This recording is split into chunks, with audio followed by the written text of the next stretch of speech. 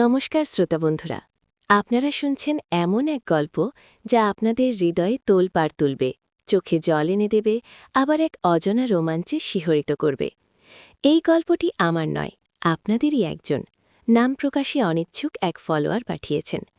আমি শুধু সেই আবেগের স্রোতকে আপনাদের সামনে তুলে ধরব। গল্পের গভীরে নমস্কার শ্রোতা বন্ধুরা, আপনারা শুনছেন এমন এক গল্প যা আপনাদের হৃদয়ে তোলপাড় তুলবে, চোখে জল এনে দেবে, আবার এক অজানা রোমাঞ্চে শিহরিত করবে। এই গল্পটি আমার নয়, আপনাদেরই একজন নাম প্রকাশে অনিচ্ছুক এক ফলোয়ার পাঠিয়েছেন। আমি শুধু সেই আবেগের স্রোতকে আপনাদের সামনে তুলে ধরব। গল্পের গভীরে প্রবেশ করার আগে একটা কথা বলে রাখি, এই গল্পের শেষে আমি আমার ব্যক্তিগত আইএমও নাম্বার দেব। যারা সেই নাম্বার পেতে চান তাদের পুরো গল্পটি খুব মনোযোগ দিয়ে শুনতে হবে, কারণ এই গল্পের পরতে পরতে লুকিয়ে আছে অনেক রহস্য, অনেক আকুতি। আমার ডিভোর্সের পর জীবনটা থমকে গিয়েছিল। একসময় যে সংসারটাকে নিজের সবটুকি দিয়ে গড়েছিলাম, সেটা ভেঙে চুরমার হয়ে যেতে দেখে আমি নিজেকেই হারিয়ে ফেলেছিলাম। চারপাশের মানুষজন, আত্মীয় স্বজন সবাই তাদের সান্ত্বনা দিয়ে যাচ্ছিল, কিন্তু কে বুঝবে আমার ভেতরের শূন্যতা? আমার প্রাক্তন স্বামী অর্ণব তার জীবনে এগিয়ে গিয়েছিল দ্রুতলয়ে, আর আমি তখনও সেই ভাঙা আয়নার টুকরোগুলো জোড়া লাগানোর চেষ্টা করছিলাম।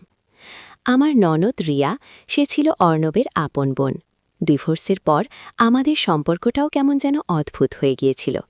সে মাঝে মাঝে আসত, তবে তার চোখে আমি এক ধরনের করুণা দেখতে পেতাম, যা আমার অসহ্য লাগত। একদিন সে এলো তার এক বন্ধুর সাথে, নাম অয়ন। অর্ণবের ভাই সৌমেন, তার সাথে ছোটবেলা থেকেই বন্ধুত্ব অয়নের। রিয়া বলল, অয়ন একজন শিক্ষক, কিছুদিন আমার বাড়িতে থাকবে, কারণ তার নিজের ফ্ল্যাটের কিছু সমস্যা চলছে। আমি কিছু বলার আগেই সে কথা শেষ করে দিল। অয়নের চোখের দিকে তাকিয়ে আমার মনে হলো এই মানুষটা যেন কত দিনের চেনা। তার চোখে কেমন এক গভীরতা, যা আমাকে আকৃষ্ট করল। প্রথম কয়েকদিন একটু অস্বস্তি নিয়েই ছিলাম, একজন অচেনা পুরুষ আমার বাড়িতে, তাও আবার আমার ডিভোর্সের পর। কিন্তু অয়ন ছিল অত্যন্ত বিনয়ী এবং শান্ত প্রকৃতির। তার আচরণে কোনো প্রকার অসংলগ্নতা ছিল না। সে নিজের মতো থাকত, পড়াত, বই পড়ত, আমিও নিজের খেয়ালে থাকতাম। ধীরে ধীরে আমাদের মধ্যে কথা শুরু হলো। প্রথমে সাধারণ কথাবার্তা, তারপর ব্যক্তিগত জীবনের কিছু দিক। আমি আমার ভাঙা সংসার, অর্ণবের সাথে আমার সম্পর্ক, ডিভোর্সের কারণ সব কিছু বলতাম। অয়ন মন দিয়ে শুনত, কখনো কোনো রায় দিত না, শুধু চুপ করে পাশে থাকত। সেই নীরবতাই যেন আমাকে শক্তি দিত। অয়ন পড়াতো উচ্চ মাধ্যমিকে, সাহিত্য, ইতিহাস এই বিষয়গুলোতেই তার দক্ষতা বেশি। একদিন রিয়া খুব অসুস্থ হয়ে পড়ল। তাকে দেখতে সৌমেন এলো, আর তার সাথে অয়নও।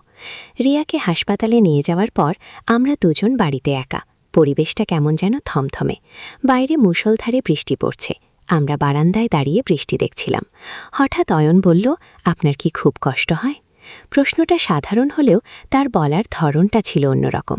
আমার বুকের ভেতরটা ধুক করে উঠল। আমি কিছু বলার আগেই ও আমার হাতটা ধরল। হালকা স্পর্শ, কিন্তু আমার সারা শরীরে বিদ্যুতের মতো বয়ে গেল।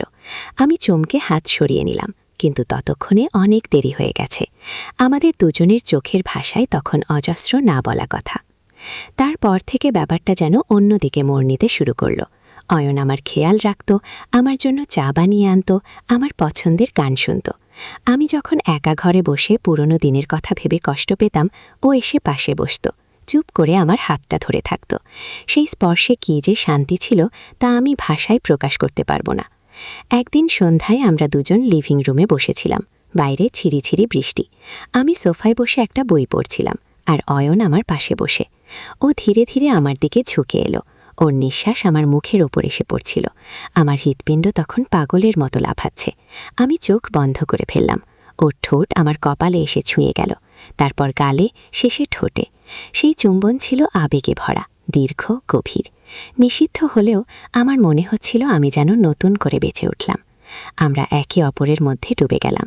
এতদিন যে শূন্যতা আমাকে তাড়া করে বেড়াচ্ছিল, তা যেন এক নিমিষে উধাও হয়ে গেল।